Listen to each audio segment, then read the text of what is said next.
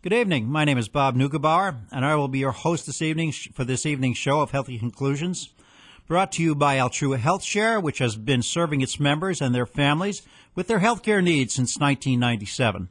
Please take a moment to visit their website at altruahealthshare.org or call 888-244-3839 to see just what Altrua Health Share can offer you and your family in their healthcare needs. It may mean substantial savings to you. Our guest for this evening is Howard Strauss, who is the grandson and biographer of Dr. Max Gerson and the son of Charlotte Gerson. Max Gerson originated the holistic treatment, the Gerson therapy, for advanced degenerative diseases. Howard Strauss now speaks, writes, and publishes about the Gerson therapy around the world. His biography, Dr. Max Gerson, Healing the Hopeless, won a gold medal for the Healing Now Book Awards in the category Evergreen Health and Wellness titles. He also appears in interviews and documentaries by other holistic health producers. Howard also has a radio show, The Power of Natural Healing, which is on Mondays on the Voice America Health and Wellness channel, 11 a.m. Pacific Standard Time, 12 p.m. Mountain Standard Time. Welcome, Howard. It's nice to have you on this show. I almost called you doctor. Maybe you could be a doctor.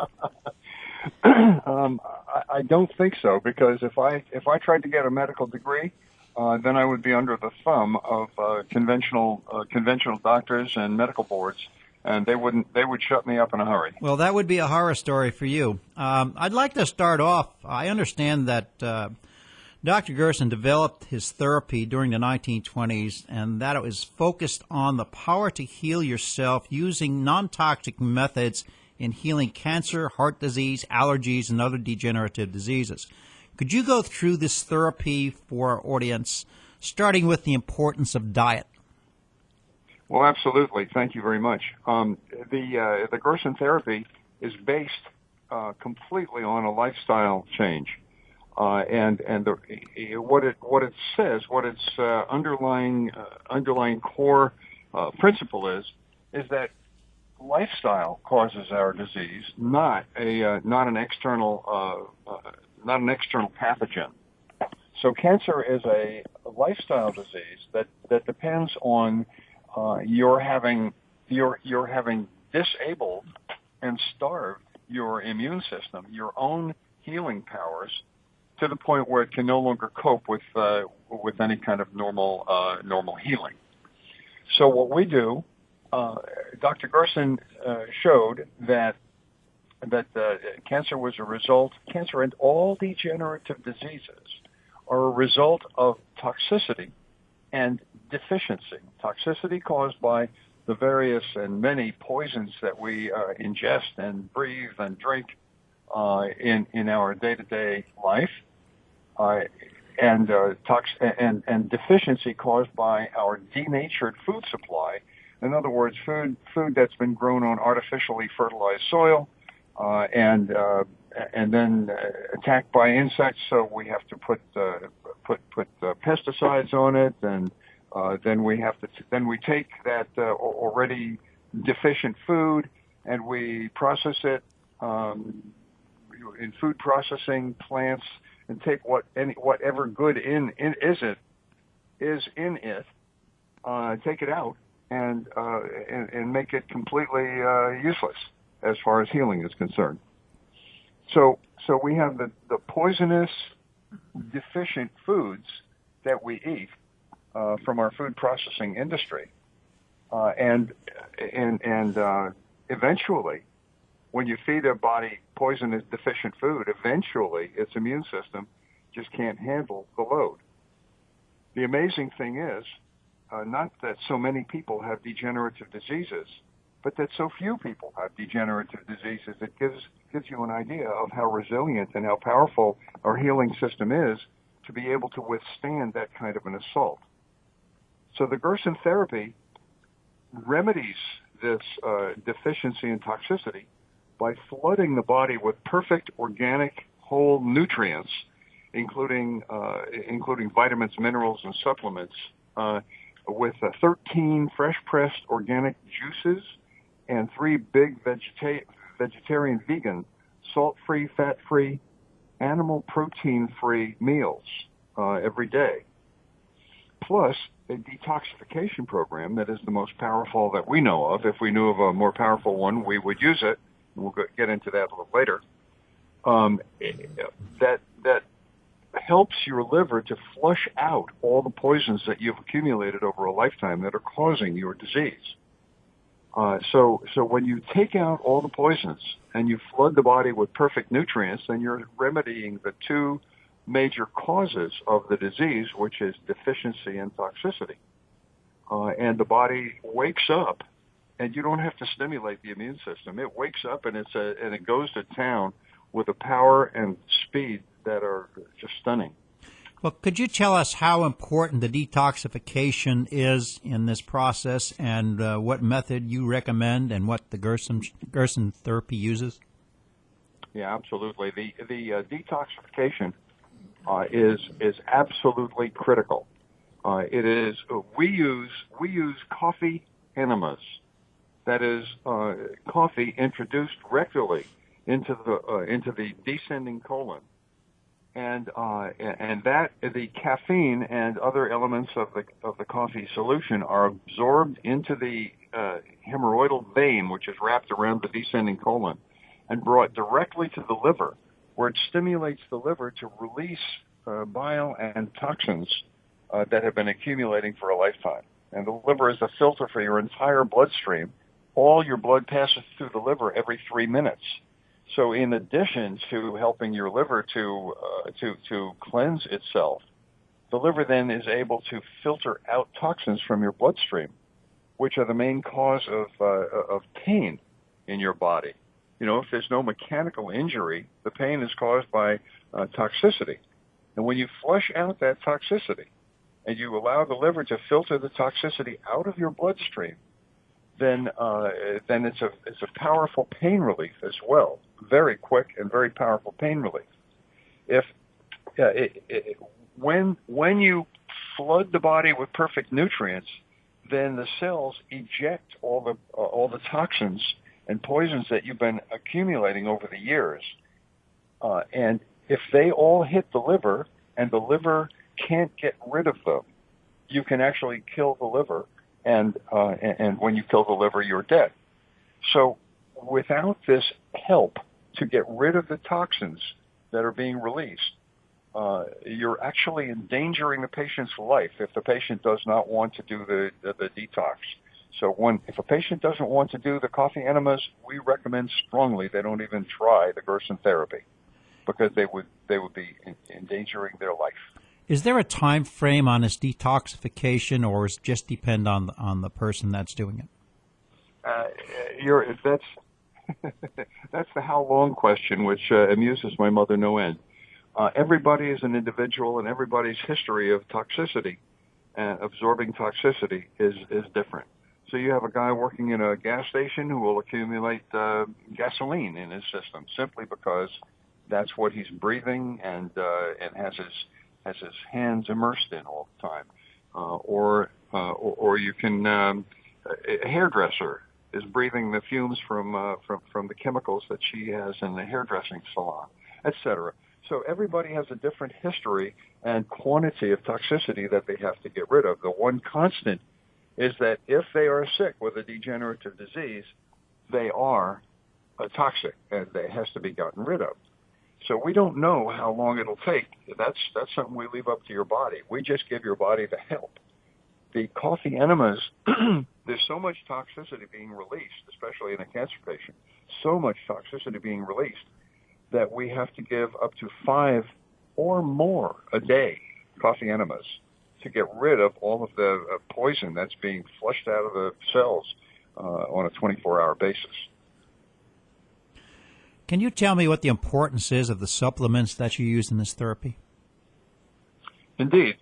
Deficiency is basically starvation of your body, starvation of the basic and very vital nutrients that your body needs. So, for instance, we are starved of potassium in our environment. What we have done by food processing is we have boiled away and leached out all the potassium content, the high potassium content of the vegetables and plant matter that we need. At the same time, in order to preserve and enhance the taste of the foods, we have loaded it with sodium, which is potassium's opposite.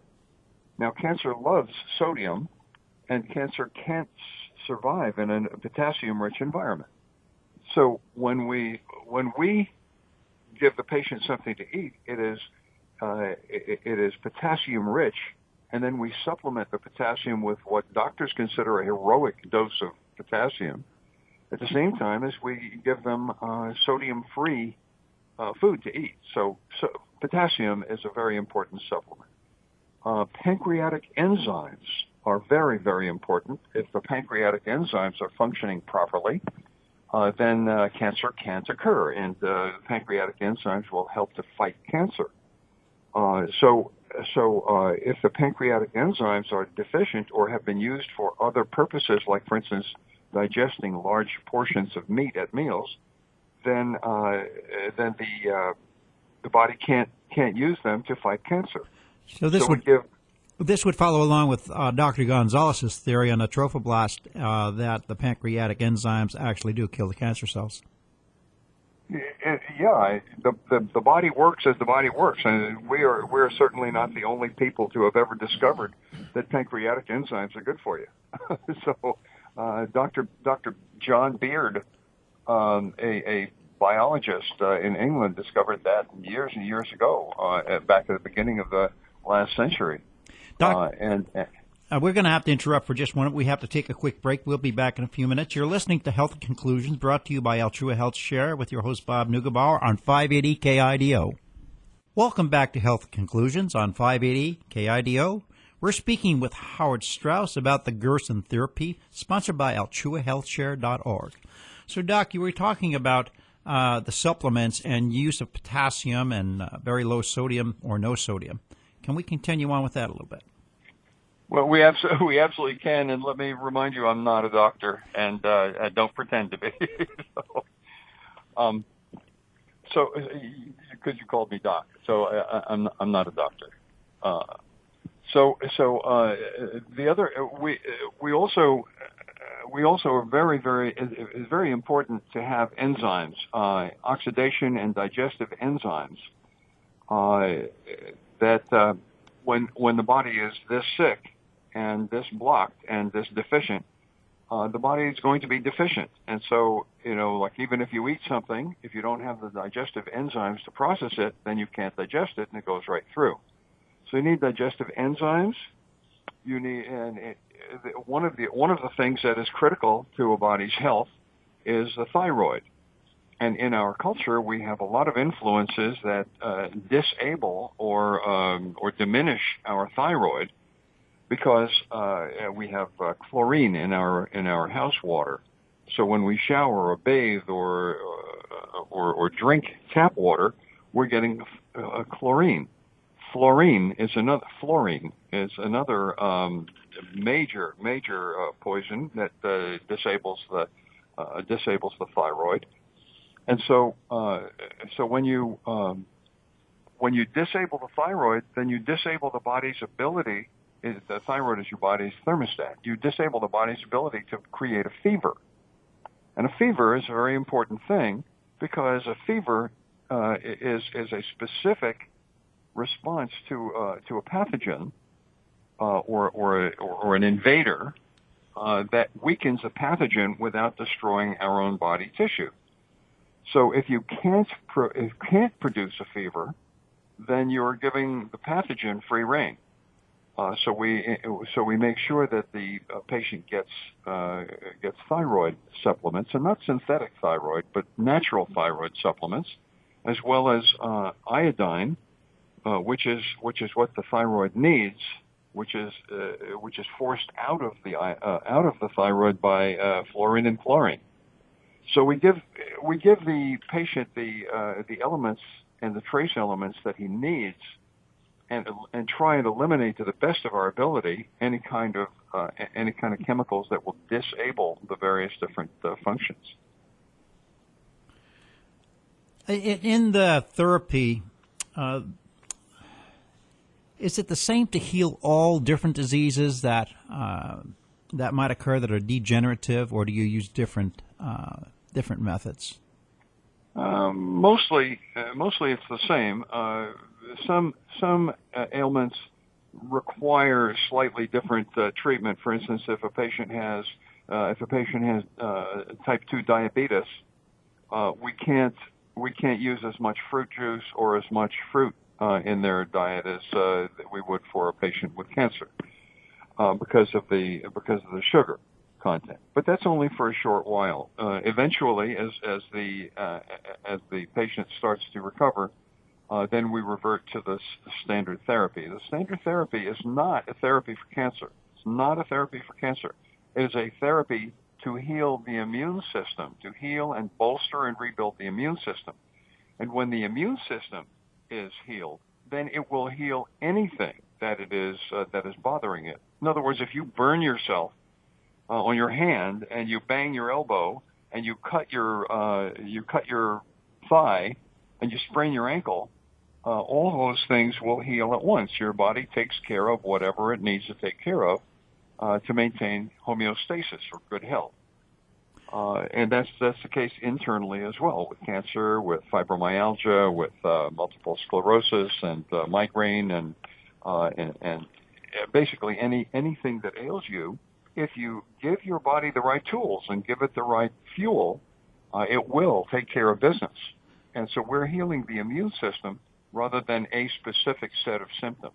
So you're the repair shop for our immune system. And I understand the Gerson organization maintains a collection of reports documenting the research behind Gerson therapy and case studies. Why is it that this therapy isn't out there and known to the general public? If you look at, and this is probably get into controversial stuff. If you look at the American medical system, you will see that that no dread disease has been cured or has been eliminated in the last 25 years at least. I've noticed that in my studies. And so what you're looking at is you're looking at a medical system. It is not a healthcare system. It is a medical system that is designed and built to keep us somewhat sick or very sick for the benefit of the pharmaceutical companies and for the benefit of the medical profession and hospitals and medical equipment manufacturers. It's big business. And so if you can cure cancer with, as a doctor at Memorial Sloan Kettering said many years ago, if you can cure cancer with a pot of carrots, then we'll have to throw all of our expensive machinery into the East River. Basically, we're not just curing cancer, because if you can cure cancer with method that you understand, then you can certainly also prevent it. So when you prevent it, that means you can avoid all the poisons and all of the deficient stuff that is causing it, and we could go on without cancer entirely. But cancer is a huge industry. It's a couple $100 billion a year. So we're talking big business versus good health, and it is the goal and the work of all of our medical organizations to keep that going rather than to eliminate their source of income. So basically, you guys, you treat the immune system, you get it back into good condition. By the same token, you would use the same method to keep yourself in good health. So there's really no difference. It all comes back to nutrition, and it all comes back to lifestyle. Is that correct? That's absolutely correct. I couldn't have said it better myself. I definitely live this lifestyle, and see when you have an advanced degenerative disease, you're in extremis. You're in a situation where you have to do everything perfectly in order to destroy that disease and restore yourself to a good functioning health. But if you're in good health, then your body can handle an awful lot of assault without without getting ill, and you feel it when you're being attacked. You feel it, and as long as you're sensitive to your body, and you say, "Oh, that's not good for me. I'm not going to eat that." So yeah, I mean, if you understand the disease well enough to cure it, you certainly understand it well enough to prevent it, don't you? Well, yeah, the unfortunate part is that we are all affected by, the constant barrage from the food companies, the drug companies, and anybody else who wants to sell us something that whatever they're advertising is the best thing for us. I mean, including, donuts or cookies or a particular type of cereal. So basically, I would say that, the corporations of America that are always trying to sell us stuff, even though it's not good for us, are the real perpetrators of this illness and the many illnesses that we have because of the toxification of America. Well, they are. That's the case. That is absolutely the case. And they have drawn into their marketing scheme. They've drawn into it our three-letter medical agencies as well, by the process of what they call agency capture. In other words, the FDA is no longer staffed by people that are chosen by our government.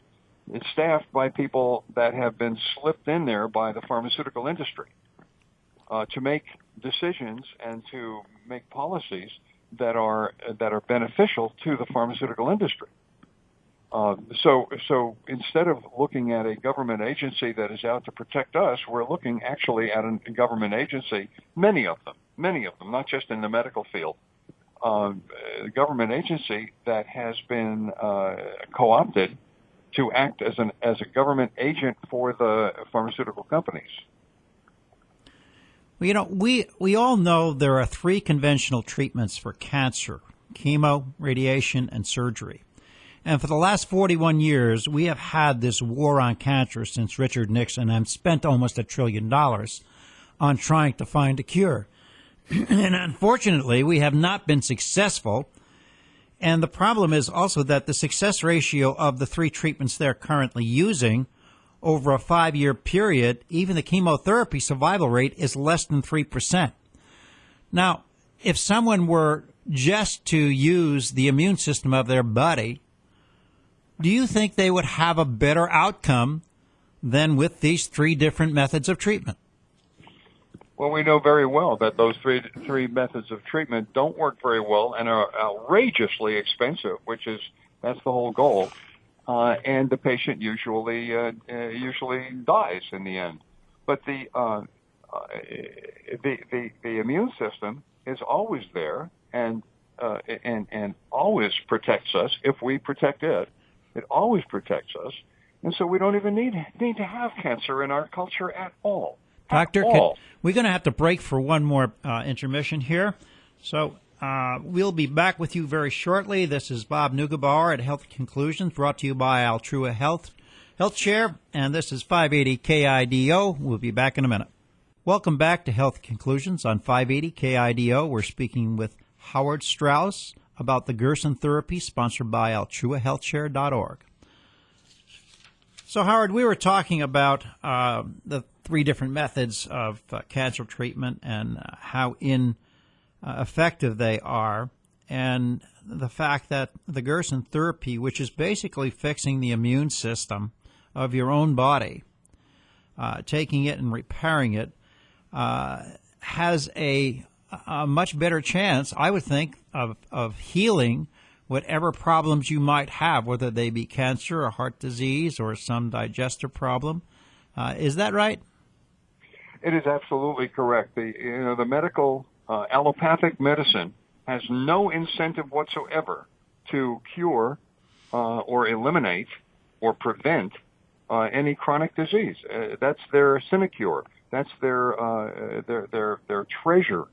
is that if you have a chronic disease, that means incurable. That means that you'll be coming back to the doctor every few days or weeks. Then he's got a constant source of income. But if he cures that disease, then you're not going back to him for a long time. So you see, we're giving them the wrong incentive, aren't we? Well, it's absolutely right. There's really no accountability. And, in my experience, I've found that most doctors I talk to, in fact, all of the ones I have talked to, even in recent days, not one has asked me what I eat or what my diet is, because I'm not sure whether they are ever indoctrinated into what proper nutrition is. I know the osteopathic doctors get more training in this, but it appears like the allopathics get no training at all, if any, and they're basically taught to give people pills. And that's where we kind of break here into this problem where you can't always blame the doctors because they are taught in a specific way, and they have been for years. But you can blame the medical schools, and you can blame the administrators of those medical schools. And I think that's where the real problem lies. How do you feel about integrative medicine, and how would that fit into maybe our new healthcare system here? How do I feel about integrative? That's a hard question to answer, because integrative medicine means that you're incorporating conventional medicine into holistic medicine. Correct. Conventional medicine, allopathic medicine, has depended on drugs ever since the Rockefellers twisted our medical system around to be a profit center for them. And the allopathic drugs that supposedly mask one symptom or another, about half of them have fluorine in them, and fluorine is a deadly, deadly poison. So you can't. I can never say, well, I believe in allopathic drugs for some things. I just can't. I can't bring myself to that.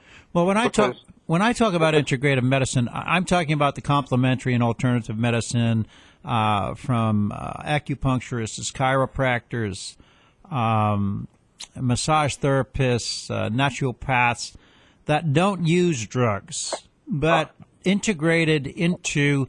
We know the medical profession is good for fixing broken bones, and doing operations that are necessary. Right. This was kind of what I'm thinking about in terms of integrative, because I know the cost savings are phenomenal. Well, basically, we have a multi-trillion-dollar medical bill in the United States, and it's not doing us a whole lot of good because our results are somewhere around 28th in the world, whereas our costs are double the next most expensive in the world. So our current medical system is atrocious and is basically a huge scam. When you talk about acupuncture and massage, and by the way, I'm also a massage therapist. So I believe in acupuncture, chiropractic, massage, and any non-toxic, non-invasive type of medicine. But when you talk about chronic disease, conventional medicine, the very word chronic has in its definition an admission of failure by conventional medicine. It means this disease is incurable, you're going to have it forever. And you can't do that and say that you have a decent medical system, because if it's incurable, why are you throwing all of these poisonous chemicals at it? And the answer is just for bucks.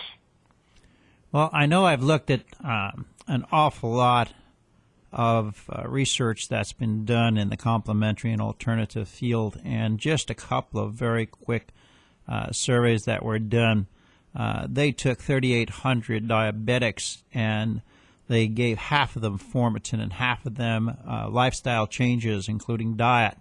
And the cost of the Formatin for the diabetics was $30,000 for a year, and the cost for the change of lifestyle was $8,800, and almost all of those who had changed their lifestyle actually got rid of their diabetes. So you can What a see. surprise. Well, I mean, there's a big significance here, and I think this proves your point that drugs do not actually change things. In fact, they've been using these methods over in Germany and in Europe itself for many years, where they have a lot of the doctors that are actual allopaths also versed in complementary and alternative medicine. And we don't seem to have that here. Well, we have a very powerful, very wealthy, and very, completely free of morals and ethics pharmaceutical industry. And they have been caught repeatedly and forever lying about their results, lying about their drugs, publishing false information in medical journals, so that doctors will falsely believe that their drugs actually work. And as long as we have politicians who accept large campaign contributions from the pharmaceutical industry, we will have that same problem. Well, let me ask you this question. Do you believe that most public health organizations are bought and paid for by the same companies whose products contribute to the causes of these degenerative diseases? I would probably say almost all rather than most. Wow. Yeah, they are the pharmaceutical companies. If anybody gets anywhere close to eliminating a chronic disease, they are either eliminated themselves or they are co-opted. So yeah, they have a very sensitive antenna for anybody looking to cure something, and they will eliminate that. Well, I know doing some reading, well, let's just take one author, T. Colin Campbell, on his book Whole, which deals with nutrition, and he found a problem with dairy in something called casein in dairy, and said this looked like a cause for cancer. But nobody seems to want to accept that, and he could never get anybody to take a good hard look at it. Well, what's the size of the dairy industry in this country? Oh, it's monstrous. It's monstrous. Exactly. As a matter of fact, when you look at the government will supply milk and cheese to school lunch programs, and if the child somehow knows, or the parent knows, and prevents the child from drinking dairy products because the child has, let's say, asthma, then they will have a monitor stand over that child and make sure he drinks that milk. So it is a specific, sickening program, a program that sickens the children itself. So and also the government also knows, and this is even worse. The government also knows that people of color do not digest dairy products anywhere near as well as Caucasians do. And I'm going to have to interrupt you for a minute here, Howard. We have to take a quick break. We'll be back in a few minutes. You're listening to Health Conclusions, brought to you by Altrua Health Share, with your host Bob Neugebauer on 580 KIDO. Welcome back to Health Conclusions on 580 KIDO. We're speaking with Howard Strauss, an expert on Gerson therapy, sponsored by AltruaHealthShare.org. So, Doctor, I had a brother who was in the mammography business for 30 years. And he sold these mammography machines, these imaging machines, like they were going out of style. And now we're hearing that these mammography machines, every time you get a mammogram, it increases your chances of getting cancer by 1% to 2% cumulatively. Oh, yeah. Do you think there are close financial ties to both the makers of the mammography equipment and cancer drugs? I don't have any information on that, Bob, but I wouldn't be the slightest bit surprised. The point is that mammography machines were X-ray machines, and we know that X radiation a certain amount of X radiation will cause DNA damage to cells, and that is a carcinogen. It is a beginning of cancer. So whether or not they are supported by the pharmaceutical companies, or whether they're just riding coattails, it doesn't matter, because people are getting breast cancer in the numbers of like 1 out of every, I think, 8 women gets breast cancer. Is that correct? And women are having preventive mastectomies just to prevent it. And instead of worrying about that, my mother, for instance, has never had a mammogram. She's 95 years old. She's never had a mammogram. Because we prevent cancer. We don't mess around. We prevent it. We know we don't get it. So you're pretty much in the same camp that I am. That they don't tell us everything about what's going on. They give us half a story rather than the whole story. So here's another question: why is it that the American Cancer Society has never addressed the environmental components of cancer? And why is information on avoidable toxic exposures not part of the national breast cancer awareness campaigns? Well, first of all, you have like the Susan Komen Breast Cancer Fund, and they are totally co-opted by the cancer industry. Totally. They pinkwash everything. So all of the polluters and all the people who expose women to breast cancer inducing toxins and situations are funders of the Susan Komen Foundation, which then proceeds to give them little pink ribbons to put on their packaging and pull the wool over everybody's eyes. You mean like Coca-Cola or Monsanto? Yeah. Yes, indeed.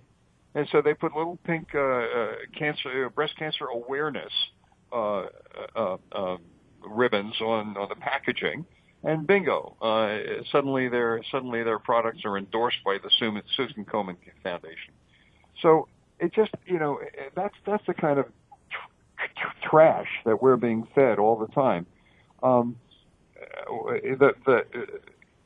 of the cancer organizations, the ACS, the Lymphoma Leukemia Society, Susan Komen Foundation, they go out of business. If cancer was cured, wouldn't they? Absolutely. They would go out of business. And the American Cancer Society is the largest, richest, and least efficient charity on the planet. They have a war chest of about $1 billion. Well, what are they doing? They're not curing cancer. And they don't support primary research. They don't. They are, and if you look at the board of directors of the American Cancer Society and all the different chapters, you look at the board of directors, and all of the big polluters and all of the big food manufacturers and all the big people who present these toxic chemicals to us as foods and as drinks and so forth. They all have members on the board of directors of the American Cancer Society. What do you suspect the American Cancer Society is going to say? So do you believe this is all a scam? It's a total scam. Total scam. The American Cancer Society was founded, if not by, certainly with the help of John D. Rockefeller. And John D. Rockefeller was researching genocide. He was researching genocide. Well, John D. Rockefeller was one of the originators of building the medical schools, and he had his corporate staff fill a lot of the positions on those schools. We know why pharmaceuticals were introduced into the allopathic side of this business for years. And yet, John D. Rockefeller, who made and profited from all of these pharmaceuticals, would not let a conventional doctor or pharmaceutical near his body. Yeah, that's funny. I just read that. Yeah, he lived into his 90s. Well, here's a good one. Why do you think that the many natural means of fighting and beating a disease like cancer are kept out of the public eye? And don't you think that the public is entitled to know what their alternatives are? Don't we, or shouldn't we have the freedom of choice in health care? Yeah, this gets to one of my pet peeves. I don't mind people making a decision that doesn't match what I think is the best for them in their lives. In other words, choosing allopathic rather than natural methods to address or prevent cancer. I don't mind them making that choice. What I do mind is that the information that they need to make an informed choice is being kept away from them assiduously by not only by the pharmaceutical industry but by their handmaidens, our supposed health agencies that are in the pocket of the pharmaceutical companies. So they just don't get the right information to make that decision, and that information is being suppressed carefully and systematically and thoroughly by the big pharmaceutical companies who are, in fact, protecting $1 trillion industry. You know, the latest statistics on the susceptibility of getting cancer are 1 in 3 for women and 1 in 2 for men. That's a 50-50 chance. So what would be your top tips that you would recommend to our audience for the prevention of cancer? Yeah. The top thing, absolutely the number one top thing about preventing cancer is stay away from animal products, animal-based products. Animal protein is the number one carcinogen on our planet. Does that also include grass-fed?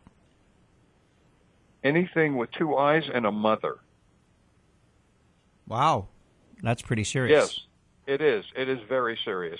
The World Health Organization, which is not a particularly consumer-friendly organization, said so last year. They said that animal protein is a class 2 carcinogen, which means probably causes cancer, and that processed meat, like salami, bologna, pepperoni, and so forth, processed meat is a class 1 carcinogen, which means will cause cancer. And T. Colin Campbell thinks that animal protein is the number one cancer cause on the planet. So that's number one. You stay away from all animal protein whatsoever. I do. I'm 73, and everything works. I don't have any pharmaceuticals. I don't have any acute or chronic illnesses, and I'm fully functional. And the second thing that I would say is stay away from anything that is genetically modified. That's not what God gave us, and that's not what our bodies need. So basically any GMOs. Any GMOs, because what they're modified for is to withstand glyphosate, which is and Roundup, and those pesticides. They end up incorporated in the plants. And then we eat that, and they're brain killers. They're brain killers, and they're carcinogens. So stay away from anything that's GMO. So basically, stay with the organic food and stay away from meat and dairy. Yes, and that then would eliminate sodium from your environment. Okay. We're going to have to end this now. Howard, I want to thank you so much for joining us this evening and for your enlightenment on a Gerson therapy and our very interesting conversation about the peripheral. This is Bob Nugabar signing off for Healthy Conclusions. We hope you will join us again at the same time next Sunday for another hour of informative talk about nutrition, exercise, and alternative medicine options, sponsored by Altrua Health Share. You're listening to 580 KIDO.